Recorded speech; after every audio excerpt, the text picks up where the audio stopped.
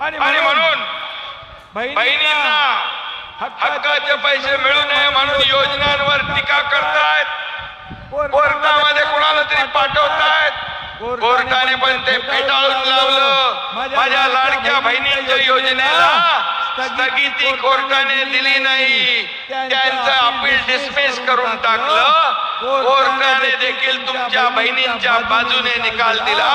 मी कोर्टाला देखील धन्यवाद देतो। आणि या योजनांवर एकत्र येऊन यात्रा काढू लागले।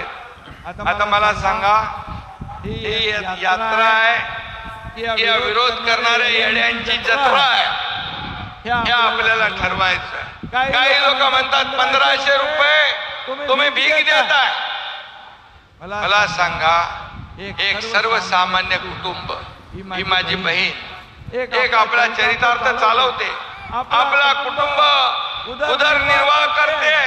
आज हे 1500 रुपये मिळाल्यानंतर ती आपल्या कच्च्या बच्चांसाठी काही खरेदी करेल, कपडे घेईल, मुलांना शिक्षणासाठी साहित्य घेईल। हा पैसा देखील या बाजारात मार्केटमध्ये गुंतवणूक होत राहील आणि महिला भगिनींसारखी अर्थव्यवस्था कोणी सांभाळू शकत नाही, कारण महिला ही घराची करती करवती असते।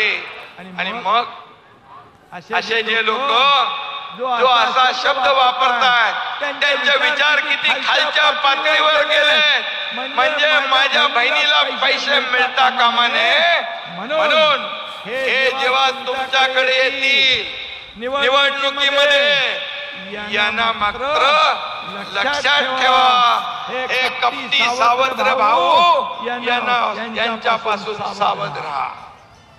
बरोबर आहे ना?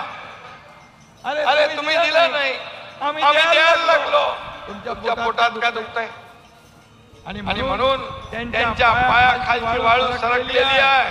आज मी आपल्याला एवढं सांगतोय, सर्वसामान्यांचं सरकार आहे। एका शेतकऱ्याचा मुलगा मुख्यमंत्री झाला का होऊ नये? मला सांगा बरं, शेतकऱ्याच्या मुलांना मुख्यमंत्री होऊ नये? सोन्याचा चमचा घेऊन जन्माला आलेल्याने मुख्यमंत्री व्हायचं पाहिजे का? हे देखील त्यांना हजम होत नाही, त्यांच्या पोटात दुखतंय। अजून पण ते काही ना काही गोडी चालू आहे। आज सरकार पडणार, उद्या पडणार, 4 महिन्यांनी पडणार, 5 महिन्यांनी पडणार, परंतु तुमच्या आशीर्वादाने सरकार अजून मजबूत होत गेलं आणि सरकार